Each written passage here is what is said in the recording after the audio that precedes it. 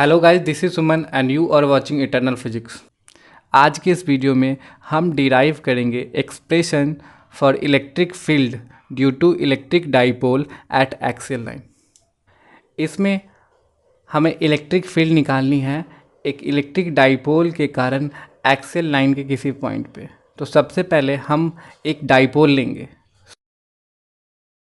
तो हमने डाइपोल ले लिया है जिसका चार्ज प्लस क्यू है और माइनस क्यू है और सेंटर ओ है और इसके बीच का डिस्टेंस ए और ए यानी कि 2a है। इस डाइपोल का ये वाला लाइन एक्सियल लाइन कहलाता है। इसी एक्सियल लाइन के किसी भी पॉइंट पे हम इलेक्ट्रिक फील्ड का एक्सप्रेशन डिराइव करेंगे। लेट सपोज हमें यहाँ पे इलेक्ट्रिक फील्ड निकालना है, तो इस पॉइंट पे इलेक्ट्रिक फील्ड निकालने के लिए हमें इंडिविजुअल चार्ज के इलेक्ट्रिक फील्ड पता होने चाहिए। यानी कहने का मतलब ये है कि हमें इस पॉइंट पे पहले इस चार्ज के कारण इलेक्ट्रिक फील्ड निकालना होगा, फिर दूसरे चार्ज के कारण इलेक्ट्रिक फील्ड निकालना होगा और दोनों ही इलेक्ट्रिक फील्ड का वेक्टर एडिशन कर देंगे। वेक्टर एडिशन क्यों? क्योंकि इलेक्ट्रिक फील्ड हमारा वेक्टर क्वांटिटी होता है। तो इस पॉइंट पे दोनों का इफेक्ट जो रहेगा उसका नेट इफेक्ट उसका वेक्टर सम हो जाएगा। तो हम क्या करेंगे, पहले एक डाइपोल लिए हैं तो यहाँ स्टेटमेंट लिखना होगा consider a dipole.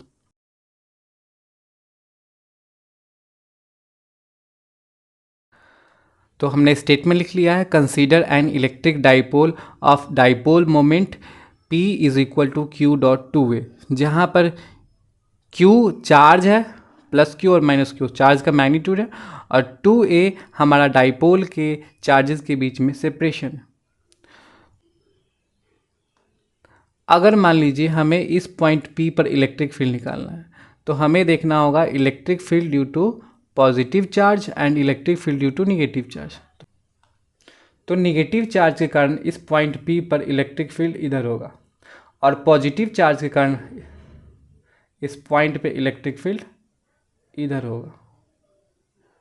Since electric field किसी भी पॉइंट चार्ज का होता है के क्यू अपॉन आर स्क्वायर, जहाँ पर के आपका होता है 1/4 इप्सिलॉन नॉट और आर जो होता है उस पॉइंट का डिस्टेंस होता है इस चार्ज से। यानी कि अगर पॉइंट चार्ज के लिए आपसे कोई बोलेगा आर डिस्टेंस पे अगर इस पॉइंट पी पर इलेक्ट्रिक फील्ड क्या होगा तो क्या हो जाएगा K q upon r square. तो हमको चाहिए क्या, चार्ज चाहिए और दूसरा डिस्टेंस चाहिए इस पॉइंट पी का चार्ज से। तो इस पी पॉइंट का निगेटिव चार्ज से डिस्टेंस हमारा ये डिस्टेंस होगा और पॉजिटिव चार्ज से डिस्टेंस हमारा यहाँ से यहाँ तक का डिस्टेंस होगा। और जब भी आपसे पूछेगा किसी पॉइंट पे इलेक्ट्रिक फील्ड तो सेंटर से डाइपोल के सेंटर से इस पॉइंट का डिस्टेंस आपको ऑलरेडी गिवन होगा या फिर आपको मानना पड़ेगा। तो हम स्टेटमेंट लिख लेते हैं, let P is r distance from dipole centre O, this is r distance. ठीक है, तो इलेक्ट्रिक फील्ड P पॉइंट का हमारा हो जाएगा E due to plus charge, electric field due to plus charge vector plus electric field due to minus charge. तो electric field due to plus charge के लिए हमें प्लस चार्ज से distance चाहिए, electric field due to minus charge के लिए हमें minus charge से डिस्टेंस चाहिए। और क्या चाहिए, डिस्टेंस के अलावा चार्ज भी चाहिए। कभी भी इलेक्ट्रिक फील्ड निकालने के लिए हमें चार्ज और डिस्टेंस पता होना चाहिए। तो इस चार्ज से डिस्टेंस तो हमें पता नहीं है तो हम क्या करेंगे, उसको निकालेंगे। इस प्लस चार्ज से P पॉइंट का डिस्टेंस हमारा हो जाएगा ये डिस्टेंस A, प्लस चार्ज से सेंटर का डिस्टेंस A और सेंटर से P का डिस्टेंस R। तो प्लस चार्ज से P का डिस्टेंस R प्लस A हो जाएगा। उसी तरह माइनस चार्ज से P का डिस्टेंस हमारा R माइनस A हो जाएगा, क्योंकि माइनस चार्ज से डिस्टेंस यानी कि यहाँ से यहाँ का डिस्टेंस।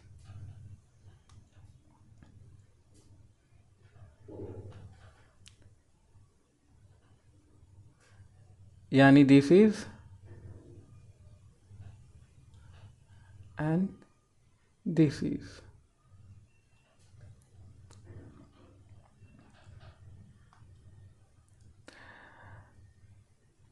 तो ये क्या हो जाएगा, R प्लस ए, और ये क्या हो जाएगा आर माइनस ए।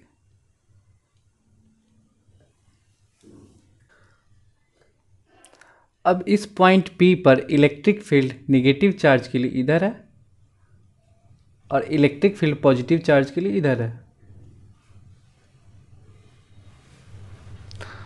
तो आपका net electric field at point p e p vector is equal to हो जाएगा आपका e plus vector plus e minus vector,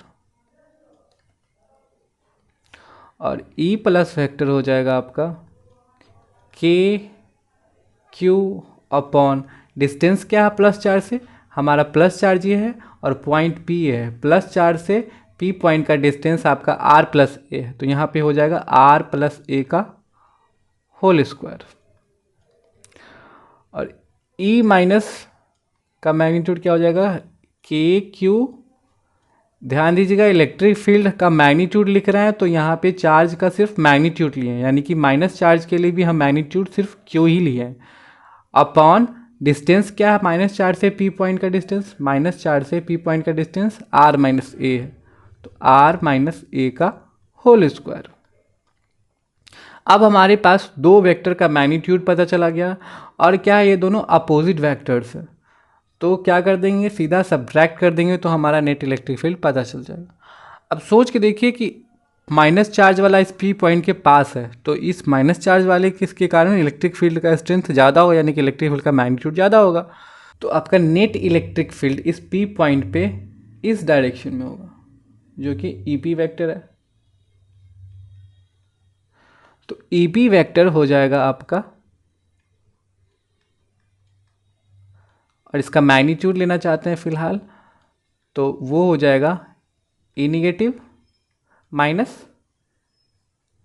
minus ई पॉजिटिव, ठीक है। तो फिर हम इस दोनों ई पॉजिटिव और ई निगेटिव का वैल्यू हम इसमें पुट करेंगे तो क्या हमको मिलेगा,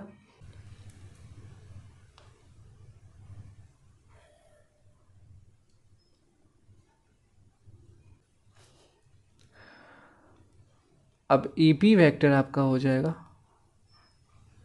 ई पी वैक्टर का मैग्नीट्यूड हो जाएगा आपका k q upon r minus a का whole square minus k q upon r plus a का whole square. E b vector, अब इसमें के क्यू कॉमन हो सकता है तो के क्यू को हम कॉमन ले लिए, तो अब क्या है 1/r माइनस ए का whole square minus 1/r plus a का होल स्क्वायर। अब r माइनस ए का होल स्क्वायर और r प्लस ए का होल स्क्वायर दोनों का एलसीएम ले सकते हैं, के क्यू कॉमन था और अपॉन हो जाएगा r माइनस ए का whole square into r plus a का होल स्क्वायर, और r माइनस ए का होल स्क्वायर से डिवाइड करेंगे तो r प्लस ए का स्क्वायर है माइनस r प्लस ए का होल स्क्वायर इंटू 1, यानी कि r प्लस ए का होल स्क्वायर, और इधर r प्लस ए का होल स्क्वायर से इधर डिवाइड करेंगे तो r माइनस ए का whole square minus r minus a का होल स्क्वायर। अब क्या हो जाएगा ई पी वेक्टर का magnitude is equal to K Q common, और नीचे था r माइनस ए का whole square into r plus a का whole square, r plus a का whole square minus r minus a का होल स्क्वायर। तो ऊपर क्या हो जाएगा के क्यू इंटू, अब r प्लस ए का whole square minus r minus a का होल स्क्वायर, इसको हम लिख सकते हैं a plus b into a minus b का फॉर्मूला लगा देंगे, तो क्या हो जाएगा r plus a plus r minus a into r plus a, अब minus of r minus a, minus of r minus a, तब क्या हो जाएगा माइनस आर प्लस ए नीचे हो जाएगा आर माइनस ए का whole square into r plus a का होल स्क्वायर। तो क्या हो जाएगा, ये ए से ये ए कट जाएगा और ये प्लस आर से माइनस आर कट जाएगा। तो क्या बचेगा, के क्यू इंटू आर इन और आर 2r इंटू ए और ए 2a। और नीचे क्या बचेगा, नीचे बचेगा आर प्लस ए का होल स्क्वायर और आर माइनस ए का होल स्क्वायर। तो यहाँ अप्रॉक्सीमेशन कर लेंगे, सिंस आपका जो सेंटर से डिस्टेंस वो बहुत बड़ा है आर से, क्योंकि सेपरेशन बहुत स्मॉल होता है, डाइपोल के बीच का सेपरेशन बहुत ही स्मॉल होता है, इसलिए आर बहुत बड़ा हो जाएगा। तो क्या हो जाएगा, आर प्लस ए को भी आप अप्रॉक्सीमेटली आर लिख सकते हैं और आर माइनस ए को भी आप अप्रॉक्सीमेटली आर लिख सकते हैं। तो नीचे आर माइनस ए का whole square I mean r का स्क्वायर और नीचे आर प्लस ए का स्क्वायर यानी कि आर का स्क्वायर। तो एक आर से इसका स्क्वायर कट जाएगा, तो नीचे क्या बच जाएगा,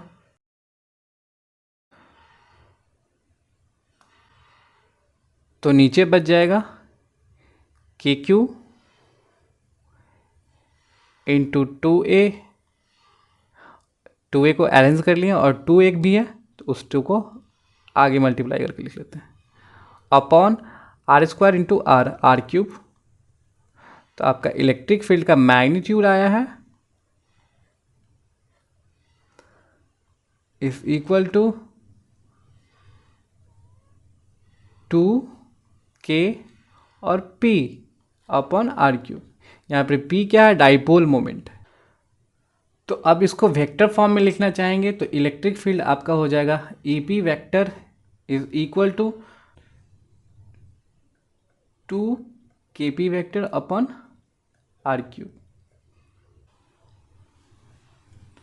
यह आपका फाइनल एक्सप्रेशन हो जाएगा इलेक्ट्रिक फील्ड का। Thank you for watching guys. मेरा नाम सुमन है और मैं एक इलेक्ट्रिकल इंजीनियर हूँ और टीचिंग मैं अपने शौक से करता हूँ। सो अगर कोई भी स्टूडेंट अगर मेरे से पर्सनल कोचिंग करना चाहते हैं ऑनलाइन मोड में तो कर सकते हैं। उसके लिए मेरा कॉन्टैक्ट है 7764908388।